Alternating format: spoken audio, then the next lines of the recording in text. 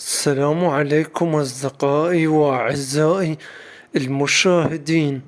اليوم راح نحكي قصة ذات معنى بعنوان الساعة. قصة الساعة. أكو يوم من الأيام كان شخص منطوي على نفسه، عايش بوحده، قاعد يتأمل أمور الحياة، يتأمل الطبيعة، هاي الأشجار شلون الله سبحانه وتعالى، هاي الطبيعة، الكائنات الحية شلون رب العالمين خلقها. فبيوم من الأيام فتح المكتبة مالته، فلقى بيها ساعة مال ورث أبوه، يعني مالت أبوه، وأبوه مستارثها من أجداده، يعني الزمن القديم. فقعد يباوع عليها، قعد يتأمل. آخر شي بدأ يكبر بالعمر، فويا ما كبر بالعمر كان يعد للساعة. فويا ما بدأ يعد للساعة فويا ما بدأ يعد للساعة قاعد يشوف الأميال وعقارب الساعة شلون دا تمشي وشلون دا تركض. فعباله انه راح يجي يوم من الأيام انه هاي عقارب الساعة راح توقف وتنتهي. بس مع الأسف آخر شيء بدأ يلمع بيها ويهتم بيها، قضى عمره يهتم بيها ويلمع بيها طول حياته.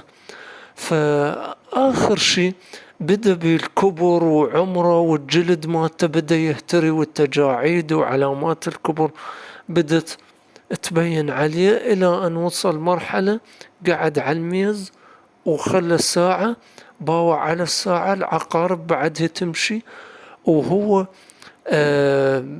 انه دا يعد للساعة والايام وللسنين هاي مضت كلها انه شو وقت تتوقف.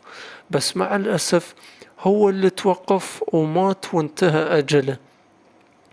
فالمقصود من هاي القصة انه احيانا الانسان يشوف على الزمن ويعد للسنوات، ومع العلم هو ما يملك كل هذا الوقت ولا إله علاقة بالزمن. مع العلم الوقت هو اللي يحدده، هو اللي يمشي وهو اللي ما يتوقف، بس الإنسان هو اللي يتوقف. فهذا هو المقصود من هاي القصة، قصة الساعة. وإلى حد هنا تنتهي هاي القصة. وإذا عجبتكم هاي القصة شاركوها ويا الأهل ويا الأقرباء ويا الأصدقاء، وشيروا هاي القصة في كل مكان. ولا تنسوا الاشتراك بالقناة وتفعيل الجرس وتدوسوا لايك، وانتظروني في حلقة أخرى مع قصة أخرى. وشكرا لكم وإلى اللقاء.